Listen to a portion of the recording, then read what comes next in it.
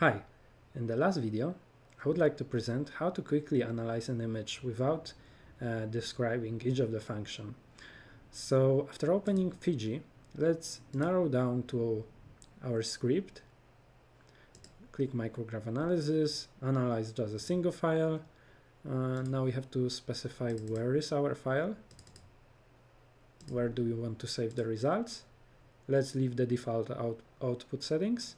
Let's just choose to use predefined scale for CU micrographs to save some time. And let's choose OK to save all the images.